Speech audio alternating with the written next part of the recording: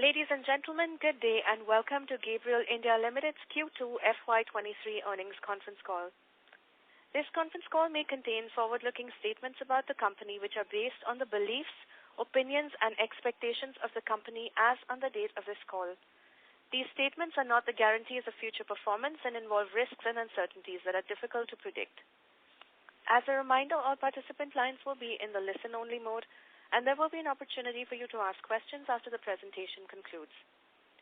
Should you need assistance during this conference call, please signal an operator by pressing star and then 0 on your touchtone telephone. Please note that this conference is being recorded. I now hand the conference over to Mr. Manoj Kolatkar, Managing Director at Gabriel India Limited. Thank you, and over to you, Mr. Kolatkar. Thank you. Good morning all, and warm welcome to this earnings call of Q2 and H1. So hope all of you had, firstly, all of you had a very good, safe and very happy and joyous Diwali. So we are now, of course, we had both the festivals, Dasra and Diwali, in the month of October. So I must say a bonus month as far as festivities are concerned. So good to see all of you back. Along with me is Rishi Laruka, our CFO, and Nilesh Jain, our Company Secretary, and our IR advisors, SGA, on the call. So we have uploaded our results and the presentation for the quarter ended 30th September. I hope you have been able to go through the same. So I'll, of course, take you through, the presentation on some of the slides as we go along. But, before that, I'll just, give a brief industry overview.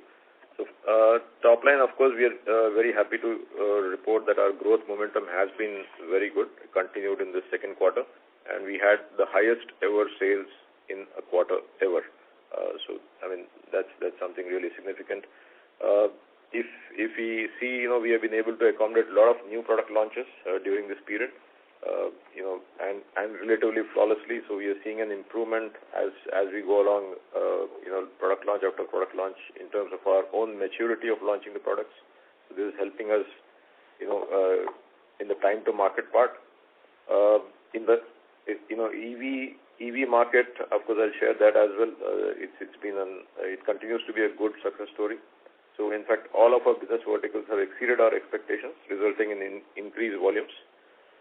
Capacity utilization is in the range of 65 to 70%.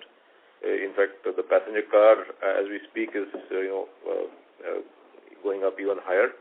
I'll come to that when we probably go through the questions. So coming to the auto industry, yes, the challenges continue. Thankfully and hopefully,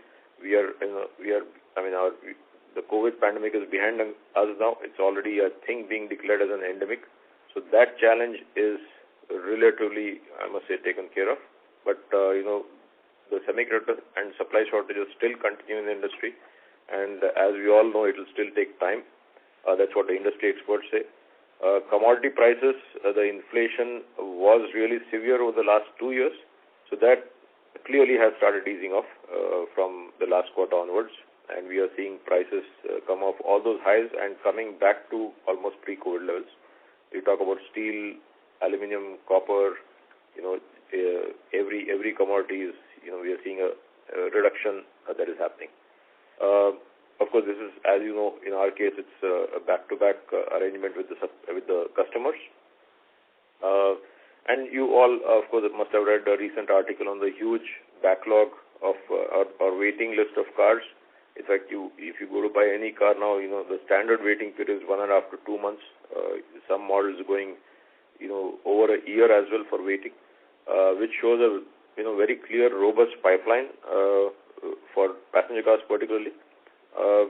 And of course, yes, there is a bit of cautious optimism there, in the industry as well.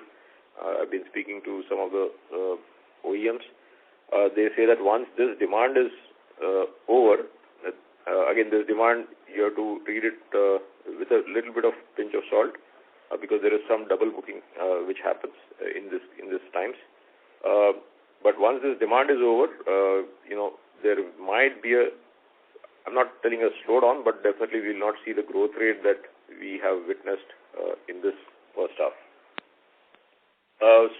As regards the passenger vehicle segment, We had a record month in September, record quarter as well. Clearly, the volumes for passenger car are going to cross 4 million figure for the first time as regards annual numbers are concerned. There is a very strong response, particularly for the SUV vehicles. As you know, SUVs are over 50% of the sales. So that is a clear shift that has happened in the industry. Infrastructure and real estate are expected to expand, as are also mining, e-commerce, transportation, and logistics, which all are very important for economy and for mobility, which is where we come into play. In the coming months, we'll be shaped by the adequate rainfall, which has thankfully again been very good for the country. The first 6 months of the fiscal year, the CV industry grew very strongly at 54%. It has not yet reached the peak in terms of volumes, what we witnessed in 2018-19, which was over 1 million. But if you see in terms of tonnage, it surely has crossed that figure. As you know, the tonnage norms got redefined based on the axle load norms. So if you see the tonnage tonnage kilometers, I think we have exceeded the earlier figure as far as the industry is concerned. Another growth area has been the three-wheeler segment, which was very dominant, particularly because of, the most impacted segment during COVID, because people were not preferring this mode of transport. The schools were shut, colleges were shut.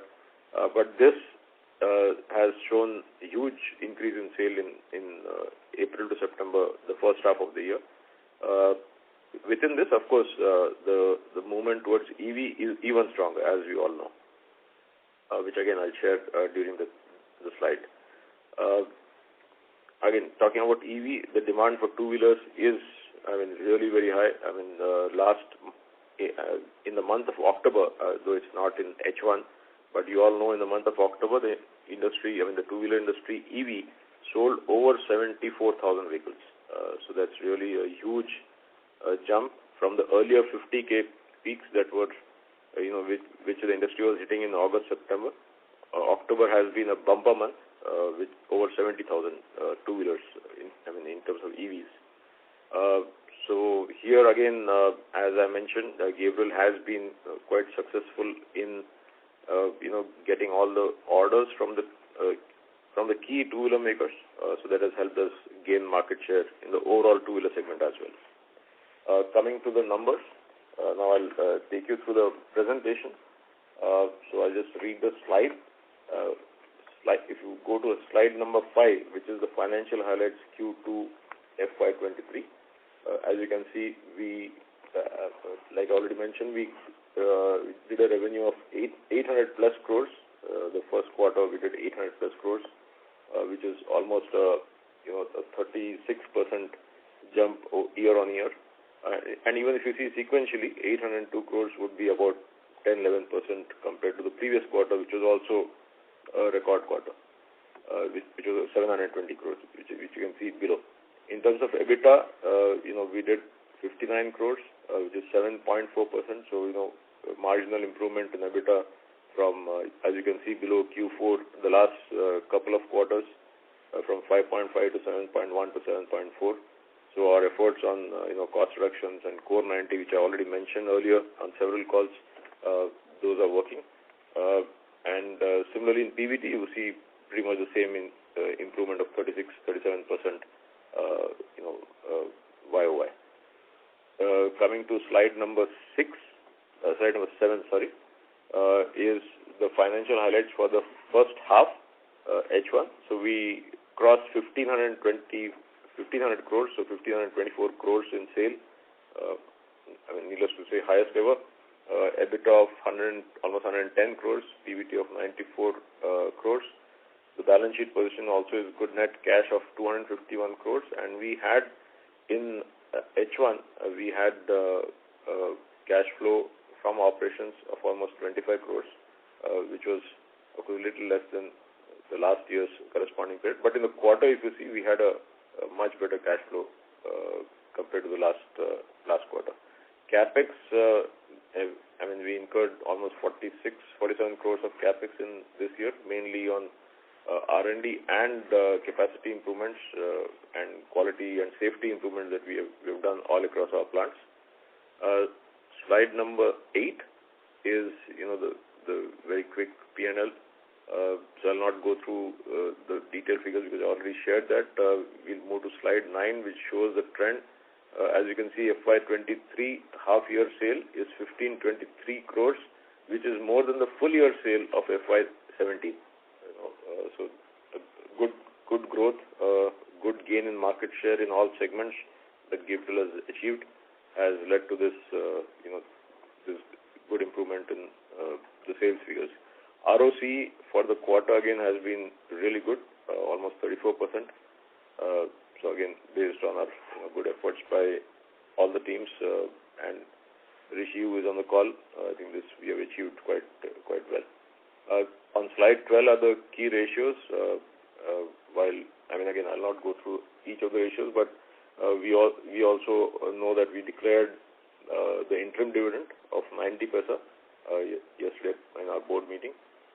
So this is again something which is definitely in line with what we have been planning to do. Coming to slide number 14, which is the segment performance. Two-wheelers and three-wheelers, this is including aftermarket. So the market share here, of course, is the OEM market share. So you can see, while 65% of our total revenue comes from two-wheelers, the market share is 32%. This is including EV. Just to share that the same slide last year, which was the half-yearly call which we had in November of 2021, this figure of market share was 25%. So, you can see a very healthy improvement in market share, mainly on the back of, the EV dominant position. We continue to get good models. Recent launches being the TVS Raider, which is very successful. Jupiter 125, Mahindra, all the platforms of ESD and Java, and Bajaj, these are three-wheeler models. And EV, Ola, Ampere, Ather, Okinawa. We also got an order from Hero Electric, which is the only one which we didn't have. We also got that order, and the SOP will begin in the next quarter. Coming to slide 15, which is an EV, so our share of business in EV is 66%. So the industry figure was at 32%, as we saw in the previous slide, but the EV share of business is 66%, which is, and you can see the models, so Okinawa, Ampere, Ola, Ather, TVS iQube, we are there on all these industry leaders except Hero, so, that augurs well for us, for sure. Coming to passenger car, again, this has been a good performance. The market share is 23%. The same figure exactly 1 year back was 21%. So we, again, marginally improved.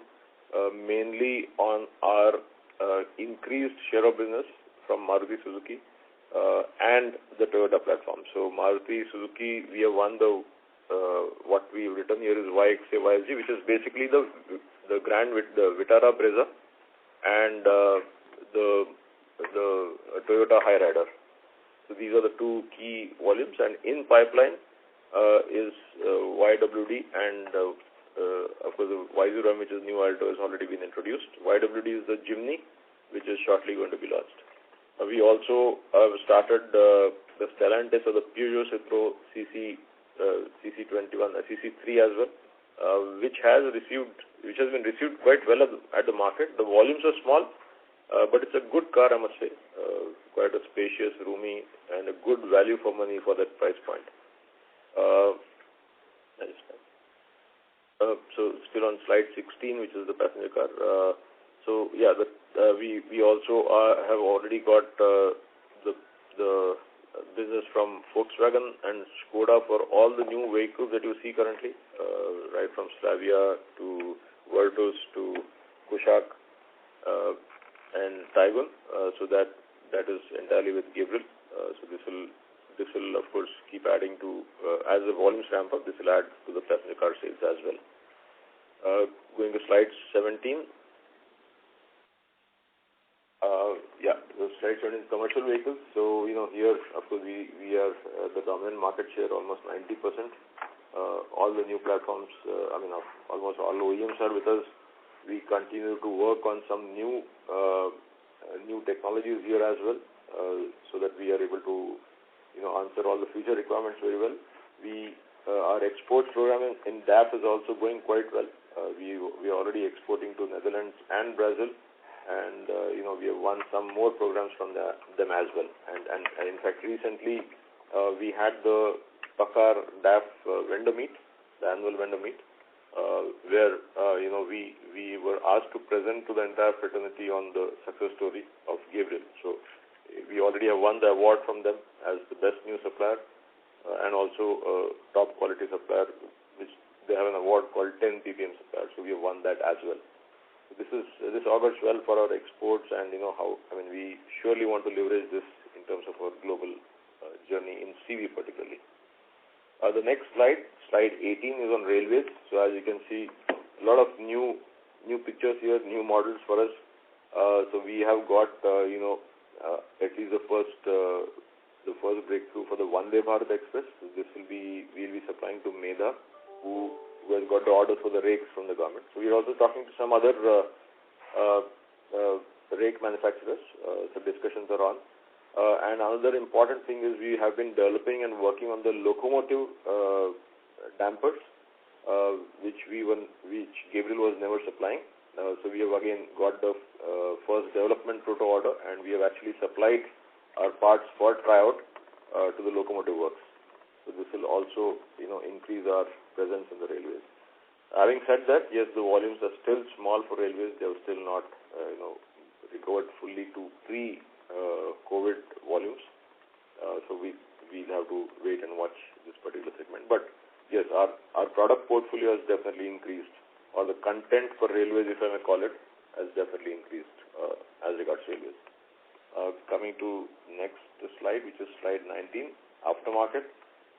Again, very strong growth, 24% growth on H1, and in fact we have hit almost 100 crore figure in a quarter, in this last quarter for sales of aftermarket. So a lot of new product launches, that has been, and we are trying to reduce the time to market.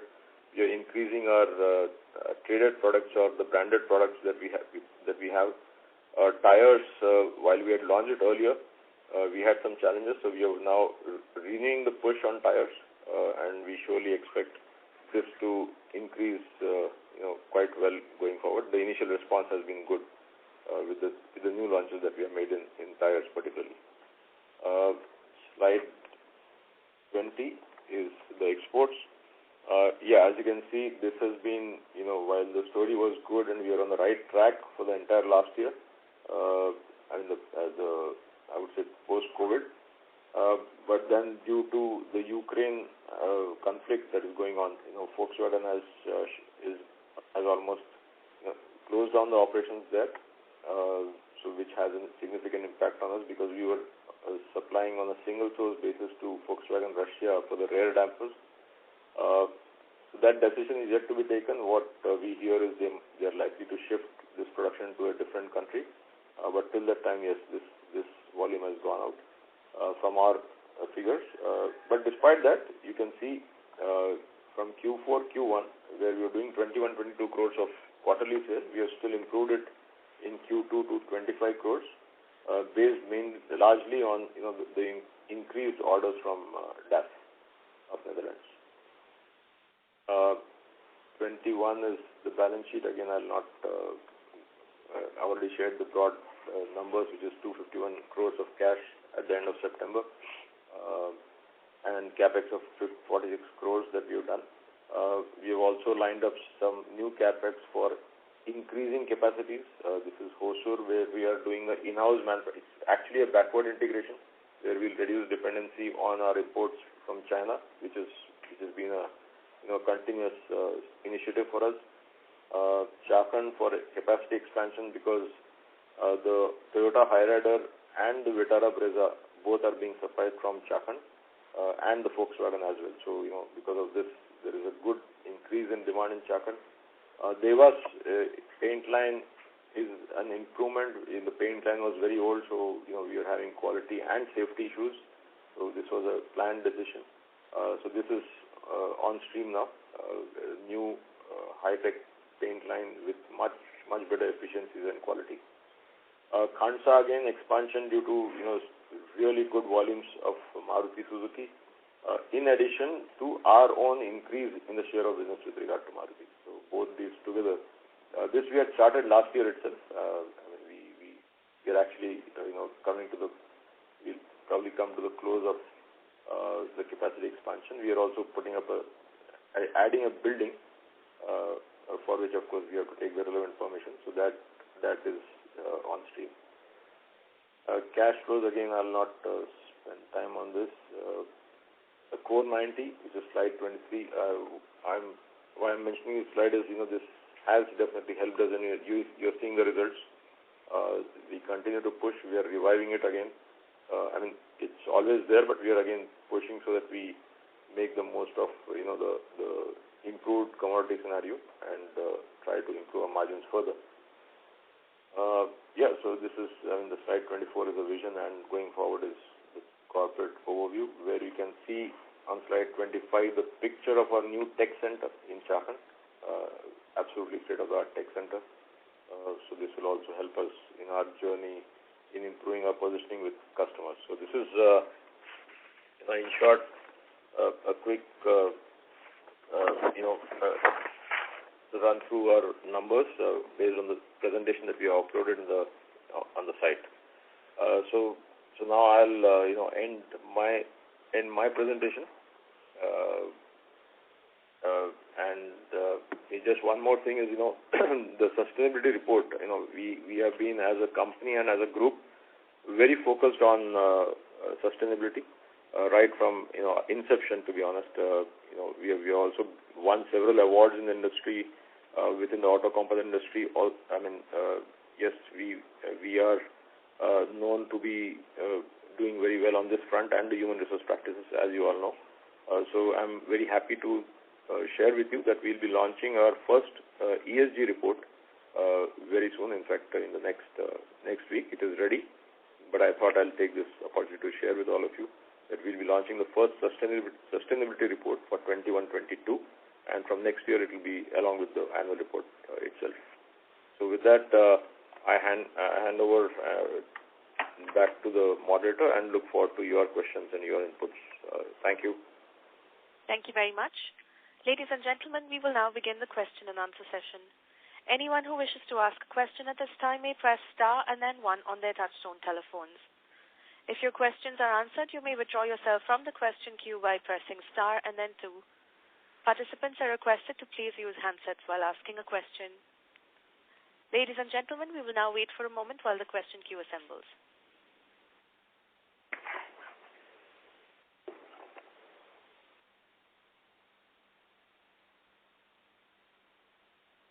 Our first question is from the line of Viraj from SIMPL. Please go ahead. Yeah, hi. Thanks for the opportunity and congratulations on a good set of numbers in such a challenging environment. Just have a couple of questions. First is on the cost part. So we have been for last many years undertaking Core 90 program, and I think the benefits of it we have been clearly seeing in last few quarters. So just kind of dwelling a little deeper into this, because when you look at the OPEX cost and at the reported level, we have this management service fee, which I'm assuming is kind of a portion across the 4 quarters. So if when we to adjust for that, how would have our break-even cost moved in last few quarters, as a benefit of Core 90? So any deeper if we can dwell into, and incrementally what kind of a savings one can expect further, from this program? Thanks, Viraj. So, we have been working. We track the break-even point, and the break-even point has been reducing. So the absolute break-even point, of course, has gone up due to higher volumes and higher costs. And there are some conscious investments that we have to do as we move to the next level of revenues. That definitely adds some cost. But however, the break-even point in terms of percentage of sales has been continuously reducing. That's how you see the improvement in, the margins that you have seen over the last couple of quarters. So that remains a focus area. Now, your second question of, how much we can expect more from this cost reduction. It's a game which is, you have to play to survive in this industry. While, as you know, the OEMs also have not passed the entire price increase to the market. They have absorbed some of the commodity increases to the market, which is why you are seeing such a good demand as well. So they have absorbed. So in terms when the reduction scenario starts, while we have to pass them on, there is a continuous pressure from them to pass on reductions due to volume increases. So that continuously goes on.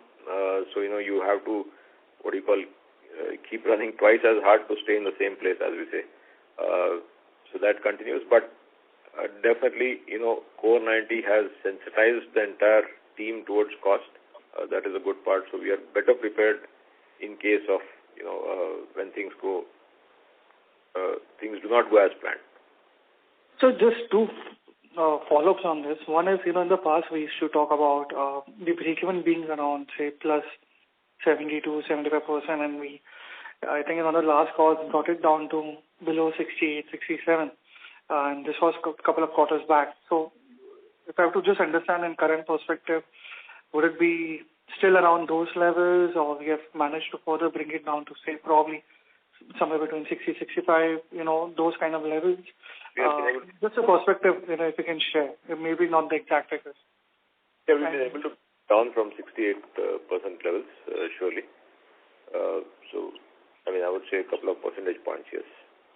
Okay, and second part to the question was that, as volumes further improve, just trying to understand, the cost base which you are looking at right now, and we have been kind of maintaining this kind of a cost base for quite some time.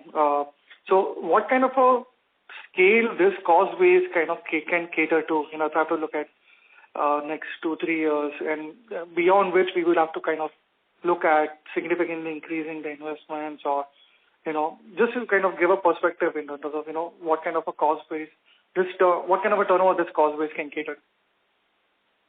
Yeah, so in terms of, I would say, maybe slightly rephrase your question, and I would say that, there will be some cost that we'll add to be ahead of the industry, or at least, even be in some cases in line with the industry as regards technology. So we have already shared, in terms of having a dedicated technology team. We have already added our CTO who's an expat. We are adding a couple of people more there. In fact, we'll add them in Europe and back end here in India as well. So these will be some additional investment that we'll do in terms of ensuring that technology is in place for the future development of suspension. So these are costs that we'll have to add.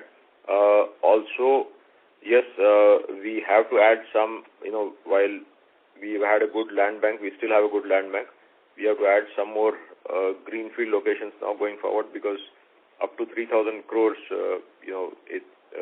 like I had mentioned in the earlier call also some years back possibly, we'll have to look at addition of buildings, even in new spaces. So we will be definitely adding a footprint in South to meet the increased volumes of two-wheelers, EV, and also improve our backward integration. One dedicated initiative that we have taken is reduce dependence on imports, mainly, as you know, from China, mostly from an angle of one, geopolitical uncertainty, and second, also from being more flexible, and third, being more cost competitive. So these are some investments that we'll have to do that will add to the cost, if that answers your question. Okay. So, the reason why I was asking is, in the last couple of years, we've kind of also made a significant investment. So we have opened few more R&D centers, we have added some, we've kind of bridged some roles at the senior level. So in that perspective, despite those investments, we have kind of able to maintain the cost base quite well. And hence I was kind of trying to understand in relation to the current cost base, what is the kind of scale one can kind of cater to before going into a major next level of investment. So that was a whole thought process. Second question is in relation to, you mentioned about greenfield investments, which we are looking to cater to. So when you kind of looking at setting up a business, what is the kind of commitments or communications you are getting from your customers? If you can just kind of give a more deeper dive, which segments these are in, which we are seeing a demand accruing, and hence we are kind of looking at greenfield investments per se. So that is second. And third is any update you can give on the new venture or the new product which we were kind of evaluating. I think it's been more than a year and a half. So any perspective you can give on those points. Thank you.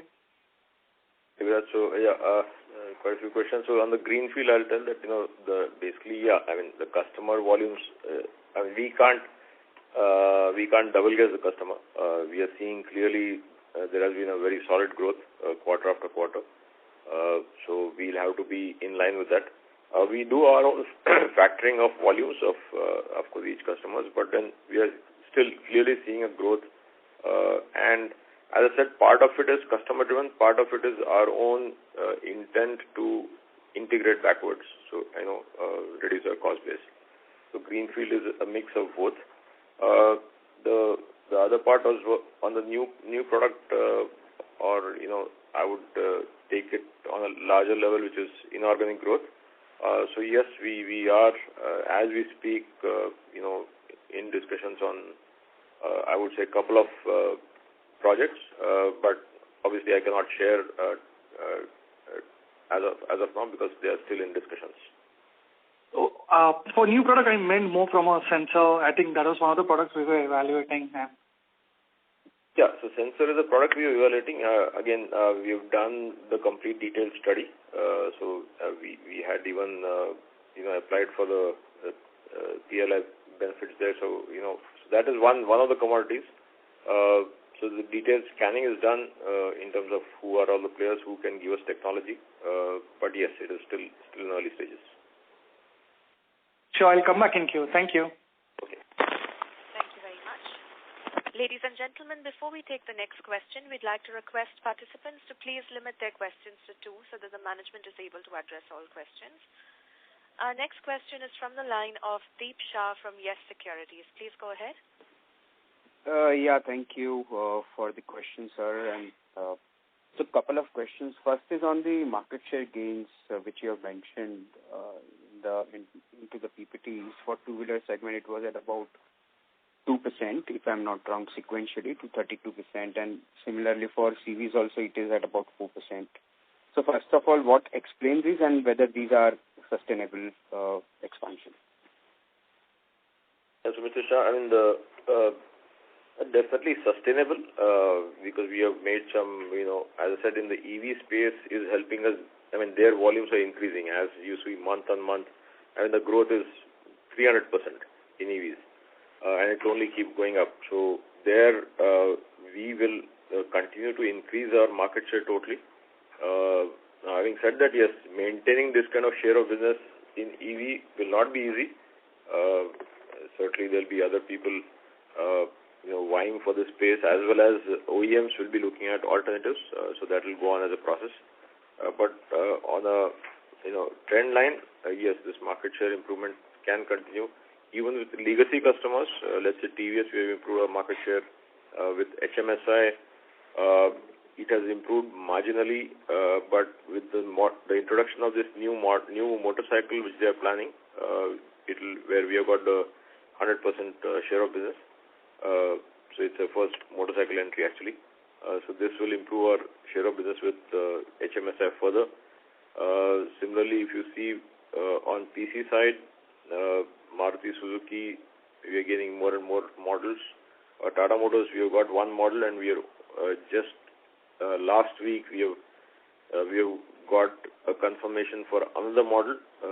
So where our presence was quite low, so that's why it's significant. So we are gaining there also. And I mentioned on Volkswagen, we were under development. Now all the products are developed and cleared, and we already started production, but each and every model will start getting productionized now. So with all this, clearly I see the market share improvement will surely continue. Okay. Sure, thanks. And second question was on this backward integration capex, which you have been talking about. So if you can talk more on how things will shape up, let's say, on the cost savings front, because we are talking about localizing the component from China. So on sustained basis, do you see this would add at least 40 to 50 basis points to our margins? Yes, that's an interesting question. See, there are multifaceted reasons as to why we've done the localization and why we continue to do sort of some amount of insourcing rather than actually buying. A couple of things. One is largely also driven by the customer's requirement on some of the strategic processes to be done in-house. The other is obviously to streamline the supply chain and reduce the dependency because of the higher lead time that we have seen. The third aspect is with regards to cost. Cost is something that, while obviously when we take the decision, it's beneficial to us. And a project like Nest, that's what we mentioned in the capacity, in the CAPEX slide as well, is significantly going to help us in terms of sort of improving our raw material costs. But over a long period of time, these initiatives are largely driven towards maintaining a steady state of supply to the customer and also to reduce dependencies where there are processes which are critical to the product. So in terms of benefit overall, well, the way we look at it from there, in one way or the other, there would be another compensation for this. So not very clear to sort of comment on your 0.5 at this moment. But the endeavor is definitely for each of these projects to ensure that there is a reasonable payback and the hurdle rate of IRR is also taken care of. So just to follow up, what is the absolute capex amount for this particular stuff for backward integration? Well, we keep adding. We had done almost. If you ask me, we had done almost 20 crores already in terms of increasing our adding furnaces and machining centers to. The biggest commodity that we buy is the aluminum front fork outer tubes from China. Now, let me also tell that they are really absolutely efficient and real top quality. It's really difficult to even find a supplier in India who can give that quality, that quantity at that price. So that is why we took this decision of making it in-house. So we have done investment. We are further increasing the capacity by adding one more furnace, which got approved just in yesterday's board meeting. So we will continue to do that. So like I mentioned, and Rishi also mentioned, China is, as we all know, really competitive. So it's not that by doing that we'll immediately save some big amount of money.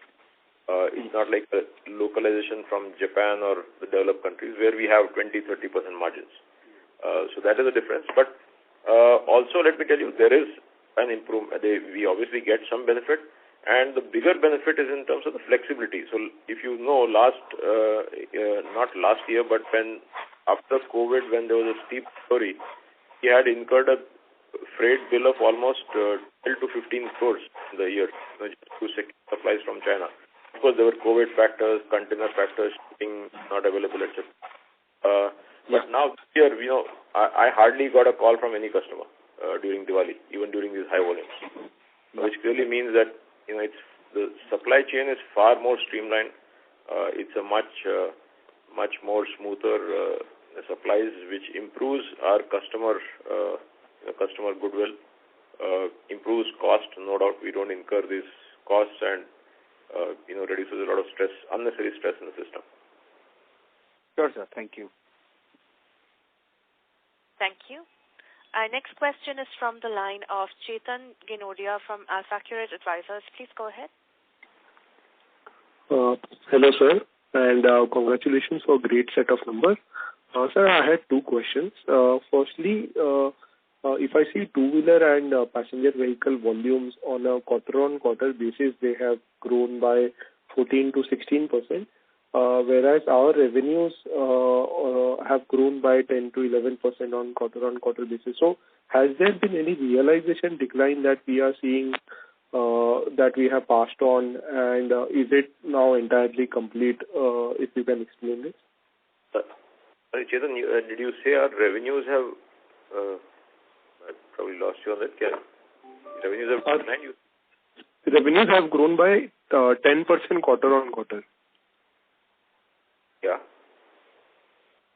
Yeah, 11%. Yeah, that's right. And? Yes. Versus PV and two-wheeler industry in 216% on quarter-on-quarter basis. So is there a realization decline? No, I wouldn't think so. In fact, if you the figures that we have in terms of volumes of the industry, let's say in passenger car or CV or two-wheeler, three-wheeler customers, we clearly see, our growth has been ahead of, the industry. So maybe we need to... Got it, sir. And secondly... Stay on your... but we'll come back to you on that. Okay. Sir, secondly, we have multiple new models. We are part of multiple new models in the PV segment and also increasing our share of business with Maruti. So when can we see our market share improvement in the passenger vehicle side, similar to what we are seeing on the two-wheeler side? So as I mentioned, we have already seen an improvement from 21% to 23% in passenger cars. I'm talking of year. Same presentation last year versus this year. Now in two-wheelers, the good point of the blessing that we had was the EV, the change in the dynamics of the market because of the EV players, and many of them being non-traditional, not aligned to any particular shock absorber maker. That played to our advantage. Where they wanted definitely a good, reliable brand name with a lot of flexibility in development. That's where we could win business. That happened in two-wheelers and three-wheelers. But in passenger car, in the EV space, that we are not seeing that kind of a huge volume. So obviously, while our market share will improve from 23% to, we definitely targeted higher than that, much higher than that. But it won't be in the same pace as two-wheelers due to, as I said, the dynamics in the market. Okay. Got it, sir. Thank you and all the best. Thank you. Thank you. Our next question is from the line of Akshat Haria from Multi-Act PMS. Please go ahead. Yeah. Hi, sir. Thank you for the opportunity and congratulations on, record high sales numbers. I had just, one question mainly on margins. So if you look at it, we've seen significant improvement in our cost structure below the gross margin level, and that is what has led to our recovery in EBITDA. However, if we look at the raw material cost or the cost above gross margin level, what we see is that the raw material cost, which used to be around 71-72%, up until 2018-19, now since last few years has been in the range of about 75-76%. In fact, this quarter also we've seen a sequential increase from 76.5 to 77%. So, and at the same time we've increased our market share. So, any such indication that the increased market share is coming at the cost of lower realization or something like that, or when do we think about going back to our historical 71-72% RMC? Yeah, good observation. On the raw material, as we all know, the commodity cycle was continuously increasing, so that definitely increased the percentage. So once these commodities are coming down, we'll see some marginal correction, but honestly, going back to 72% is difficult because, again, this is the way the market is moving and we have to compete finally. What we need to do in terms of improving our raw material percentage is try to maximize on aftermarket and on exports. So that's what we are trying to do, so that at least balance out the market pressures. So that's why we are seeing that push in terms of aftermarket, in terms of exports. So that's and yes, getting new technology products. So that's why the push on technology as well, where eventually we'll be able to reset the may not be the raw material, but overall profitability base, we'll be able to reset it at a higher level when you introduce new technology products. Understood, sir. And sir, overall on the EBITDA, our target of double-digit EBITDA margins, are we on track? And what could be the timeline or a glide path towards that 10% EBITDA margin? Because still, we are like almost 2.6% away from our target range. So the glide path could be mainly through RM cost or even further efficiencies below our gross margin level. And also, if you could give the thought process on management fee and any feedback on the feedback which we got on the last many calls. So any thought process on that from the management side? Yeah, so EBITDA, 10%, it's very difficult. I really cannot give a guidance going forward. But we clearly are focusing towards getting to double digits. It is getting more and more difficult, to be honest, as we go along. With every change in the marketplace, we are seeing this is becoming all the more difficult. So really difficult to define a timeline when it will happen. But we had earlier thought about 2025, but then COVID took away 2 years. The whole thing got reset. So we have to rework on that number of getting back to 10%. That's what I think I can share on this. Sir, any reward from the board or the management on the management fee suggestion which we've received in last many calls? Well, except on the management fee, we've explained in the previous call as well. These are towards expenditures which are incurred by the Anand Corporate towards the various services, plus the brand for which we are able to realize the profitability from. And also we've done the benchmark transfer pricing study on the same as well, and we have found that in line with it. This also, as you might be aware, gets tested in the income tax assessment as well. So from that perspective, we are in line to the principle as well as the percentage that is being given on this. Yes, there are some thoughts and discussions of looking at the model going forward, given the increase in scale and volume. But yes, we have to still see that volume on a budget or a strategy number for us to look at the model. So as of now, we would like to continue with the current model. Thanks a lot, sir. Thank you. Thank you. Ladies and gentlemen, please limit your questions to 2 so that the management can address all questions. Our next question is from the line of Dhiral Shah from Phillip Capital. Please go ahead. Yeah, good afternoon, sir. Thanks for the opportunity. Sir, on the export side, what is our outlook considering the global slowdown and all? Well, Dheeraj, fortunately for us, DAF is really doing very well. They have in fact introduced 2 models which won the Truck of the Year award, and I'm proud to say on both of which Gabriel has been supplying. So that way, DAF story is very strong. And the slowdown that we are seeing, of course, is mainly on the passenger car side, which we are not currently not supplying. Commercial vehicle is still going quite strong, and the issue, as I said, Volkswagen Russia, which I mentioned, once they decide to shift it to another location, that actually will restart. So while it is a temporary setback, but going forward, I see that as an upside. Okay, and sir, how much we are backward integrated as of now, and with the new capex that we are talking about, how much this will improve the ratio overall? Well, in terms of aluminum castings, we still do buy a lot from outside sources, but we have close to half of it we have already done.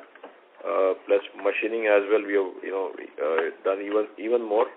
Powder coating also we have installed.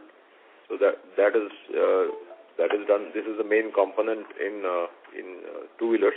Coming to passenger car side, we do the piston rods in-house with very green and top-of-the-line technology. So that is again a main component. We do. I don't have the figures as such. How much of on overall, because it's a mix. Model-wise, we sometimes do a make versus buy, even model-wise. So at gross level, if you want me to answer, what would be our backward integration or what is the buy that we do? Well, I don't have that figure, but we can definitely revert back to you. Okay, sure. And sir, lastly, on the aftermarket side, what is our strategy to accelerate the overall growth? Couple of things. One is, we are continuing to increase our penetration, and we are done in tier 2, tier 3 cities, but we take it much deeper, and also trying to penetrate areas like northeast, which we can do more. That is one. Second, we have a very successful program called the Elite Retailer Program, which we do in India. So now we have launched that in Nepal as well, and we plan to do that in the subcontinent, which connects us to the retailer, who actually is the main person who can make a big change as far as sales is concerned. So this is the second part. Third part is, as I said, tires, which we see as a good potential in terms of sales. That we had our own challenges where we had to change the supplier as well based on quality reasons, quality and capacity. So we have done that, and the response has been really quite good. So with this, we'll be able to increase our new product push through tires. We continue to add new products. We already done in terms of the three-wheeler cone set. In terms of, we have also looking at drive shafts, and we are already doing the radiator coolant and the front fork oil, etc. So that is already in place. We also added the brake pads last 2 years back. The passenger car brake pads as well. So with this, aftermarket should definitely improve. In addition, we have formed a task force internally to improve our time to market and to introduce more and more products in the market.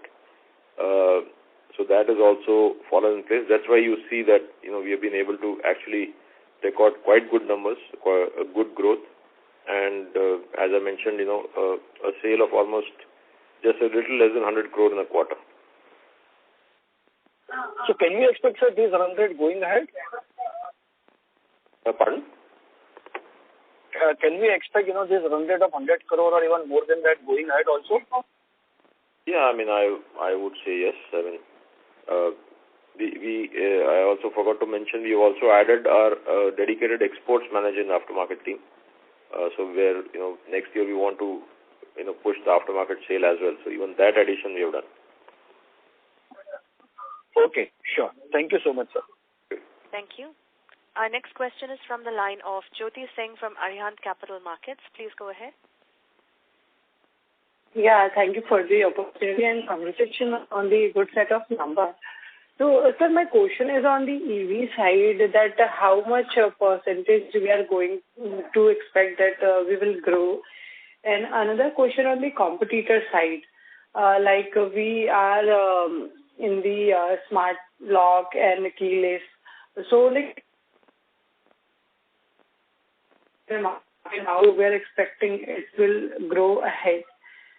And last thing that I'm trying to connect with the management from the long time, but I'm not able to. So if you can help me in that also. Okay. Thank you. You said your name was Jyoti? Yes. Okay. Yeah, Jyoti. So you noted your last point. We'll request SGA also to, try to, get that connect done. On the other part, we lost you in between. I couldn't hear you, but I'll, just mention on the first part which you asked about the EV and the competition and the growth. So it's growing. I mean, as you know, April, May, June, it was at 50,000. I'm talking about two-wheelers, which is the main segment that is moving in EV space in good numbers. That has gone to 70,000 in October. The schedules that we have got in October, November also are good, and that growth rate will continue. I mean, obviously, the penetration of EVs is still only 4% compared to the industry, but it is improving. Last year, it's gone to almost 6%. Last year, same time, I think it was about 2%. So from 2%, it's gone to 6% in two-wheelers. In three-wheelers, it is higher. So the growth rate for sure for next 2-3 years in EV will be very strong. I don't see an issue with that. In passenger cars, yes, as long as the OEMs are able to bring cost competitive models, this growth rate may not happen that quickly, like it is happening in two-wheelers. There is range anxiety as well. We are reading several reports on the claimed range versus actual range due to terrain, driving conditions is very different. So on passenger car, while the growth we are seeing, but we may have to be a little more watchful. But two-wheeler, three-wheeler, for sure, it will continue to grow very well.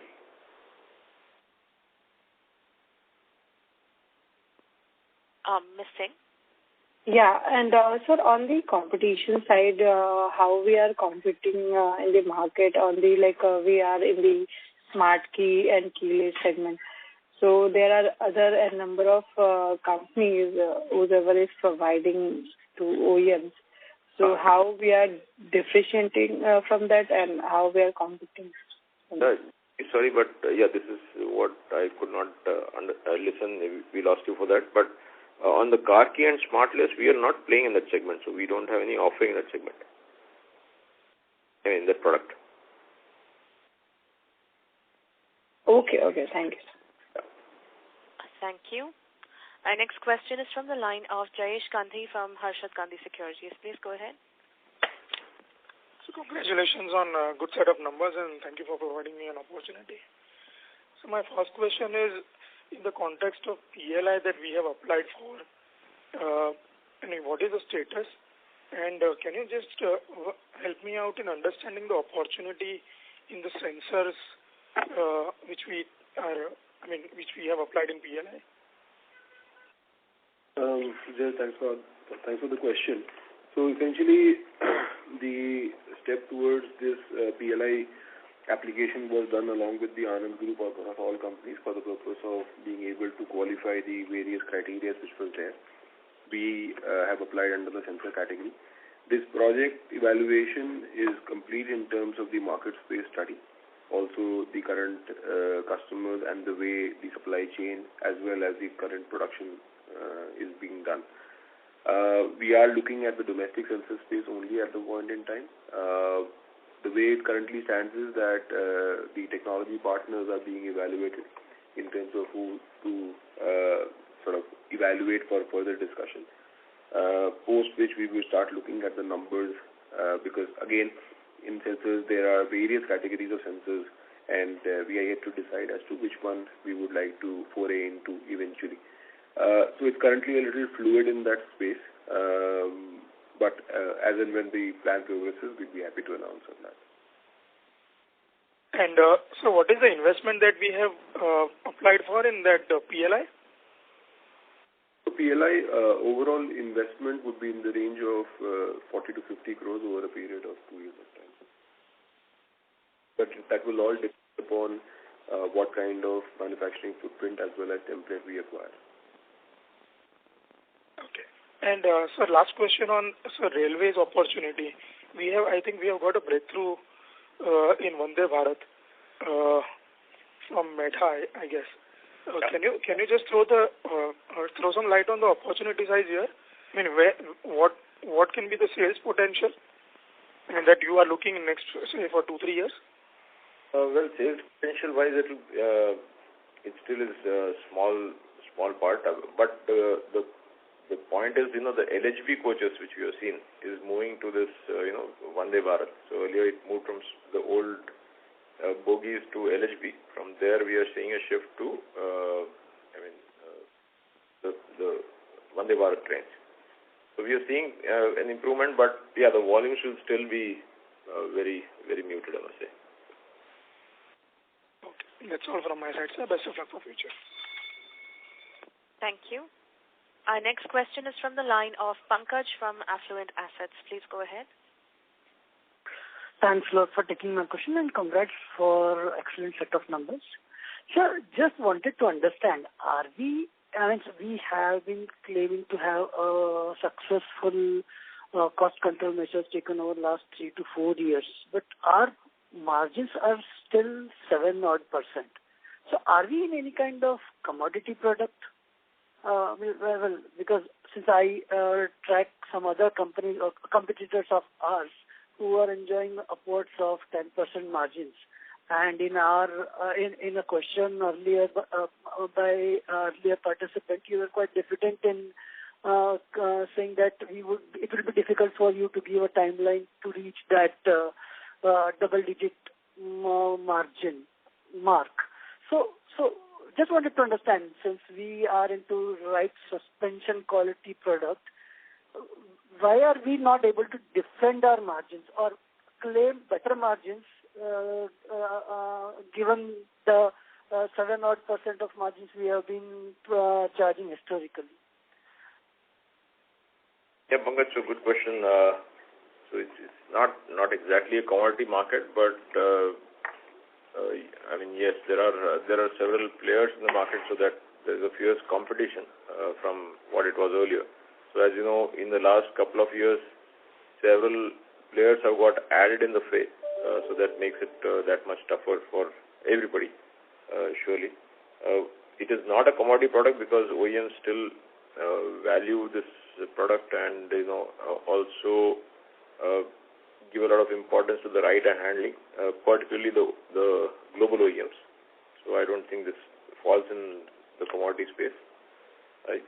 The market pressures are there, and your point about other players being in a higher margins, actually, of course, there are some in competition who are in listed space where we have the figures. They also are a group of companies. So ascribing that entire margin to this particular product, I don't think would be right. We don't know because it's competition and not that data is not shared. But yes, there is for sure room for improving margins, definitely. So I think I can only share this much with you. Despite our success in the cost-saving measures, we are still there. Secondly, I suppose this is the first time you have introduced a full-fledged slide on railways. So, and do we see substantial portion of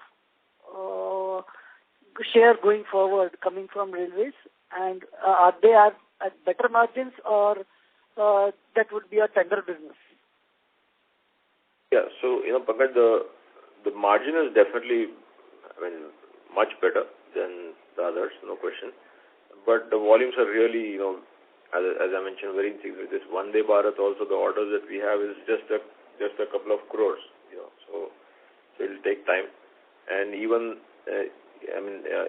you also mentioned it's a tender business. That's right. So it's a tender business, so it gets shared between 4 or 5 players. As of now, there are lesser players, but they have a policy where a new player gets a 20% order as a development supplier. It is always, you can't expect a higher share. It is distributed. Margins are good, but revenues are small. So they definitely help in the margin front, not in the top line front.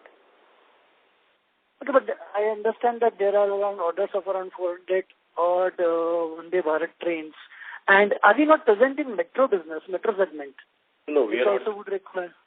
We are not there in metro. So we have been in talks with Bombardier and Alstom. So that needs a different product. But right now, yes, we are not in metro business. And as there are 400 orders of 400 odd Vande Bharat trains, and are we getting only minuscule share of the whole? No, it's only a start now. I mean, once we get into we normally operate on a 20-25% share. So what is the potential that we can reach? In terms of railways? Yes. Well, if you see the total revenue now that our revenues is, let's say, first half we did 1,500 crores. So railways would be, a very minuscule portion. I mean, just about a few percentage points. Very low single digits. Right. So what is the potential then? Can it contribute meaningfully to our share of revenues? No, honestly no, because, this is a completely tendered business. I mean, whatever we do, even if we are, much better facilities, much better R&D, we have to compete with a supplier who is, what do you say? I wouldn't even consider him as a tier 2 supplier. So, that's the way the business is. Okay. Thank you. Thanks a lot, sir. Thank you. Our next question is from the line of Viraj from SIMPL. Please go ahead. Yeah, thanks for the opportunity. Just two questions. First is on the capex for this year and next year. If you can just guide, what is the capex we're looking to spend? It should be in the range of 120 to 150 odd crores. For both the years put together, or you're talking about each of the years? Each of the years. Sorry, your voice was breaking. Each of the years, Viraj. Okay, got it. And second is on the export piece, so you said that, despite VW being not there, we're still kind of doing around 25 odd crores kind of a run rate. With the new orders, how should one understand the export, roadmap for us for next few years? So the immediate target is, of course, crossing the 100 crores. That would be for the year. Going forward now, we are seeing some good interest at least generated due to the China factor. As you know, the China +1 strategy. So there are some people who are relooking at resourcing the China imports or China buy. So yes, it will take time. I mean, we don't have an order which we can say, yes, we have got it, so, the SOP is so and so, but we clearly see this materializing into good orders, let's say, from 25 onwards. Okay. And last question is on the margin, and especially the contribution margins. So, if I look at our own history, we are at the lower end of the historical band in the contribution margins. Now, I understand there was an impact in terms of raw material pressures and other factors. But, if I have to look at going forward, your communication seems to be that even close to double-digit margins, looks a little difficult. So is it that the new borders which we have kind of won, are they at a much more aggressive, price points, and hence the margins which we typically on those segments are, won't be enjoyed in the future? Is that how one should understand? Yeah, Viraj, the honest answer is yes. The margins are under pressure. It's not only for Gabriel. This is the overall set of numbers. You can actually do a check on the overall industry as well. Okay, but in terms of major segments which we have won the orders, say in case of EV two-wheelers or passenger cars, passenger vehicles, new orders, the base margin in that business is not moderated materially, right? Or has that been the case? So EV we are seeing better margins, of course, as of now. But yes, once they are under market pressures, things will flow back to the suppliers. But as of now, EVs we are getting it at relatively better margins. Okay, fine. Thank you very much. Good luck. Thanks, sir. Thank you. Thank you. Our last question is from the line of Dhiral Shah from Phillip Capital. Please go ahead. Yeah, thanks for the follow-up opportunity, sir. Sir, does content per vehicle in EV is better than the IC on the two-wheeler and three-wheeler side? Well, Dheeraj, content is the same, but our realization is, realization and margins are a little better. Content is pretty much the same. So if you can quantify how much realization better? Sorry, Dheeraj, I can't do that. Okay, at least 10%, sir, not more than that? Well, no, Dheeraj, unfortunately, that's an information that would be counterproductive for us, so we would not like to share that. Okay, so lastly, if you can, bifurcate your capex, how much for, capacity increment, how much for the backward integration, and how much for the maintenance, when you are guiding 120 to 150 crore each for this year and next year? Give and take, we do 25 odd crores of maintenance capex. Apart from that, everything else would be largely for capacity enhancement, or it would be for insourcing. The exact mix would depend upon the year as well as the LOI that is going to come. Okay, sure. No worries, sir. So I would love to meet the management if given an opportunity. So we'll, speak to your IR. Good. Thank you, Dheeraj. Okay. Thank you very much. Ladies and gentlemen, that was the last question. I now hand the conference over to Mr. Kolhatkar for closing comments. Thank you, and thank you all for your, very thoughtful questions. Yes, we understand, your key question and concerns around the margins. We have taken a good note of that. And yes, going forward, the year, as I said, the fiscal year for the country in terms of overall automotive industry, I think will still be good. Yes, the coming year, which is 23-24, there will be a likely backlash from what is happening in the global marketplace. So we have to be a little cautious about 23-24 in terms of the volumes. But again, having said that, I think overall economy and the country is in good shape. So we'll still be definitely far better than the rest of the globe. So look forward to meeting you all again in the next call. And thank you once again for all your questions. Thank you. Bye-bye.